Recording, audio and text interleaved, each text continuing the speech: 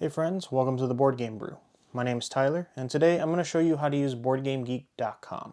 BoardGameGeek is the best tool and database for any gamer.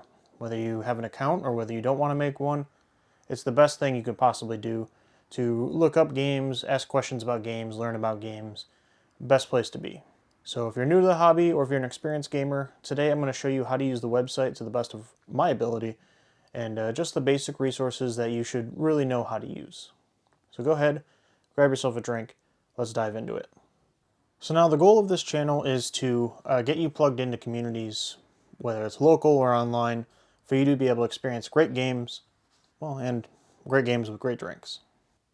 And so I really believe there's no better tool online than BoardGameGeek.com. Whether you have an account or not, you can use most of this functionality, and so it's really easy to do. It's really free. If you do want to make an account, you can go up to the top right. We're just going to sign into my account here. And so starting with the home page, you of course got, what's new, awards. Up here you got the hotness, what games are being talked about, what's popular right now, crowdfunding, videos, content creators. You can also come up to the dashboard tab. A lot of similar stuff. What's popular, what new posts are going on. You got live streams going on over here. Just a lot of what's popular. Now, if I'm being honest, I don't actually use the homepage a whole lot. I typically know what I'm looking for when I'm on this website. So assuming that's you and that you're just, using this website, you're not trying to discover something, you just have questions, you want to look up a game. So let's say you're looking for Terraforming Mars. Very popular game, you can buy it at Barnes & Noble, you can find it at a lot of game stores. So you're going to look for that game in particular. You want to figure out, is that right for you? We're going to go up to the search bar, and you start typing it in. You can see all these games are going to pop up. Of course, we're looking for Terraforming Mars, which is right at the top. And right away, most of the information you're going to need is right here at the top of the page. Starting with the rating here, this is just an average rating of how people across the website have rated it. Now, rule of thumb here is that 7 is average. Anything over 7 is typically really good. These ratings are a little skewed. A lot of people that really like strategy games tend to use this website. Party games, not so much. So these ratings are skewed more towards the heavier, more complex games, which we're going to dive into later in the Board Game Geek Top 100 games. But 8.3 is a really good game. If you're thinking about checking it out, I can personally recommend it. Right below the rating, you can see the player counts. Now on the side of the box, it's going to say 1 to 5. Most people know not to trust these ratings that the boxes give you. Sometimes games say that it plays 2 to 8 and you never want to play it 2 or 3 players. It's a terrible idea. So if you're curious, you only have 1 or 2 friends that you normally game with, maybe max of 3. Well, is this game good for you? If you click on the community tab here, you can see this game plays best from 1 to 4, and almost 60% of people says don't play it at 5. And if you want to break the game and play more than 5, they also say please don't do that. But you can see here what the highest recommended rating is if you want to play it solo, if you want to play it 2, 3, 4. According to the stats here, you got almost 1,600 people that say, hey, it's the best at 3. Backing out of that tab, you can see the playtime for the game, the age rating, in case you have kids, if you have littles, maybe you are younger and you just don't really like graphic content in your game. The age rating might be able to help you with that. And then over here is the weight. Now this doesn't mean the physical weight of the game. That's, it's a heavy box, but that's not what we're talking about here. We're talking about complexity. So how difficult is it to learn? Again, maybe you have littles, or maybe you don't really like complex games. You want straightforward games. Well, this is going to tell you how complex it is. As you can see here, it's somewhere between medium and heavy. And that's rated on by thousands of people. This isn't just one person saying, yeah, I think it's not that bad. And then still at the top here, you can rate the game yourself if you have an account, but you can also track if you own it. So if you want to keep track of your collection, you want to say, hey, I do have this game, or no, I don't. For example, there's multiple versions of Terraforming Mars. Maybe you're not sure if this is the one you have, or if you really like it, you want to get the other one, you can double check. When you click on it, you can rate the game up here, but you can also say, I've previously owned it, I want to buy it, want to trade for it, all those things. And if you really want to track all kinds of extra information, you can put it all down here. What did you pay for, all this other stuff. The other thing you can do, which is completely, up to you, is you can track when you've played the game. So for example, I can look at how many times I've played this game.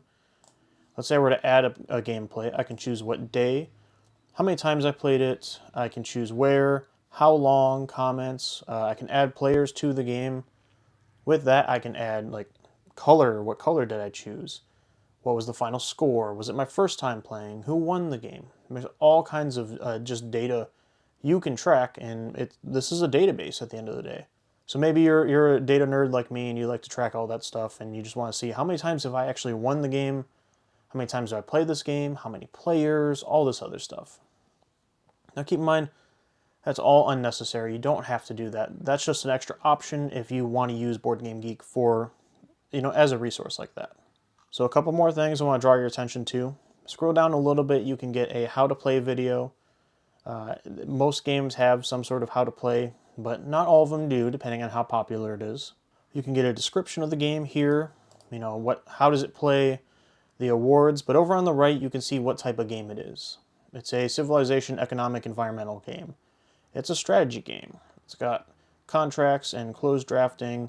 It's got a grid system, hand management, all kinds of little information. So you can really find out about the game. Maybe you really like certain things, maybe you really don't. You can make that choice and you can go here and figure out, okay, what do I like? The only other tab I'm going to draw your attention for this beginner's guide is the forums.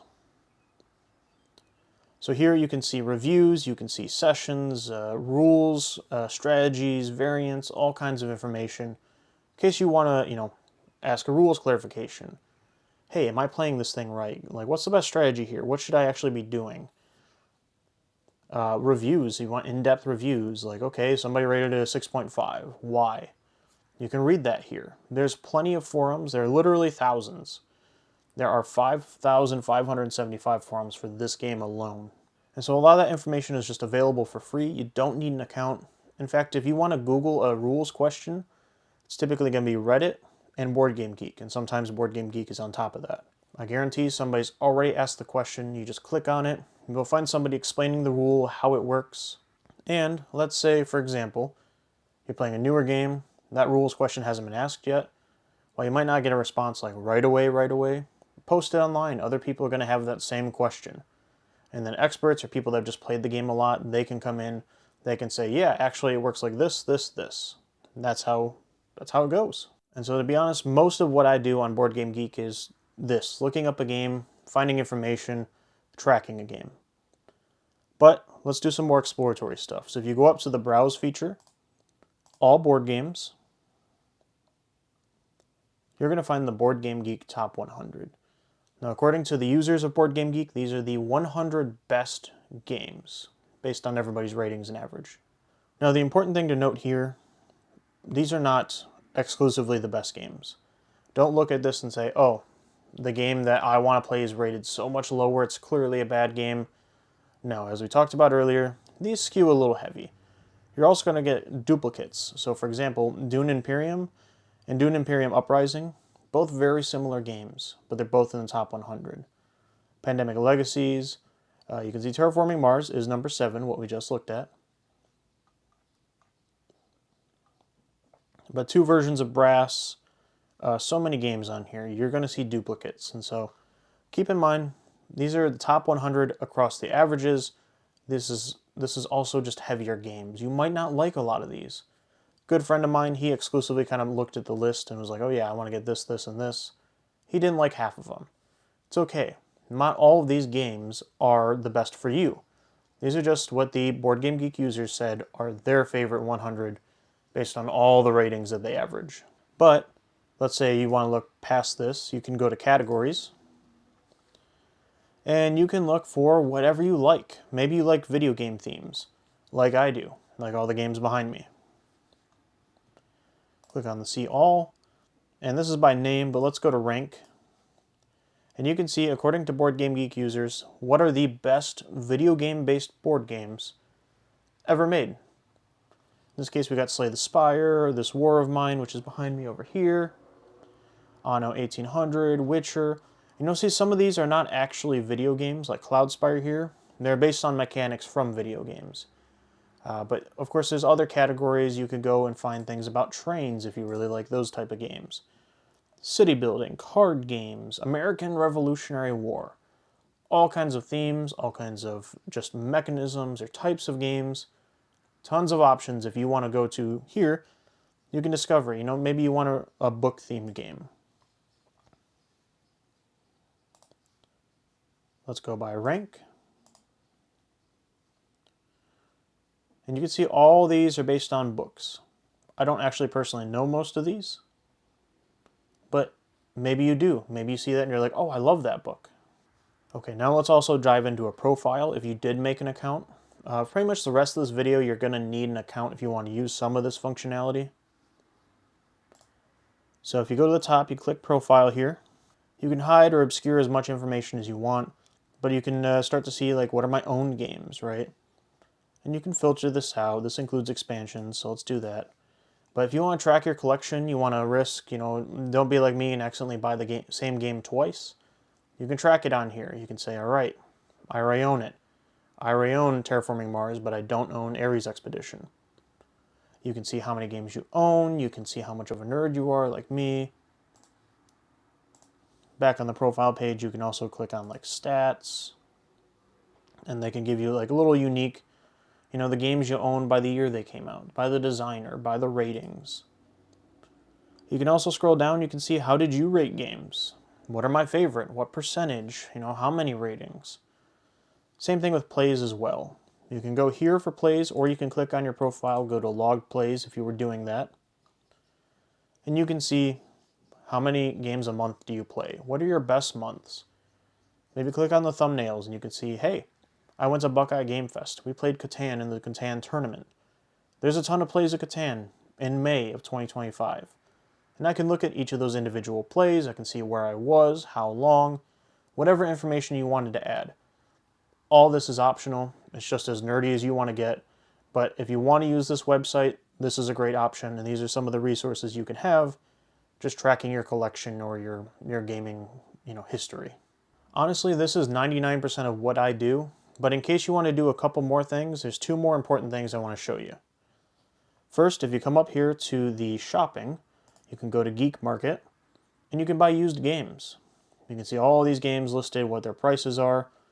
Now, this is a way of just interacting with users from this website. Helps you get around things like maybe eBay fees, for example. But you are interacting with strangers. Please be safe if you're buying things. Don't just exchange, random information.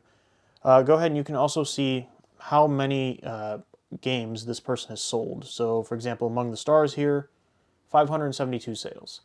Probably, and you can see how the feedback is rated. Probably a reliable user. I would be willing to buy from this person. Also, if you do track what kind of game you want, what's in your wish list, what are you looking to buy or play. Right to your left, you can see Terrascape is actually the only one I have listed, but pops up with both listings for Terrascape, who's selling them, what the price, etc.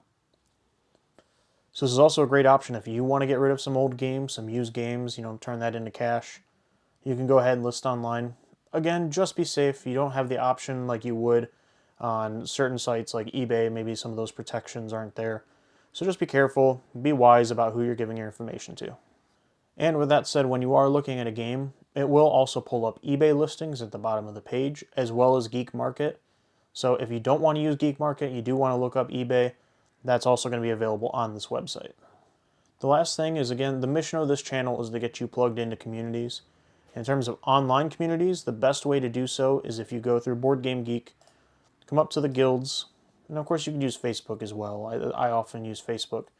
But if you come up to guilds, and you can see categories based on events, certain game types and interests, podcasts, regions, whatever you can think of, you can find a community and be a part of it from BoardGameGeek. So that includes maybe you're in, let's see, I'm just going to go United States because it's easiest for me. And you can see, hey, we have people playing all over the place. Down in Ohio, we have Northeast Ohio. What group is going on? What are they playing? What's going on? Cleveland Skyline. All those things. You can get plugged in online communities, or you can find people to go play games locally with from wherever you live. If you want to go to guilds you're already in, click on the account, go to guilds, and on the right side you can see here I am part of Tabletop 419. It's a local group for me, and I have gone to gaming events from this guild, and I have sold games at a used game store thing from this guild. It's a great way to just get plugged in, meet new people locally, or again, online. Maybe you never meet these people, but you want to talk about this game you're passionate about that nobody seems to know. So guilds are a great tool if you want to get online, if you want to connect with a new community. But again, you don't have to use that. The biggest thing I use this website for is just looking up games, tracking my collection. So with that said, if you were thinking about trying BoardGameGeek, I hope I inspired you to do so. I hope you check it out. Again, you don't even need to make an account. It's a free tool. It's a great database. I highly recommend it. I use it all the time. So if you were thinking about checking it out, I hope I helped you. And if I did help you, or maybe I just showed you something you'd never seen before or never used, if you could like this video, it just really helps out the channel and I'd really appreciate it. If you want to share it around or even so much as subscribe, I really appreciate all of it. This is a new channel and I'm trying to get this going. So thank you. I hope you enjoyed your drink and I hope to see you in another video. Thanks.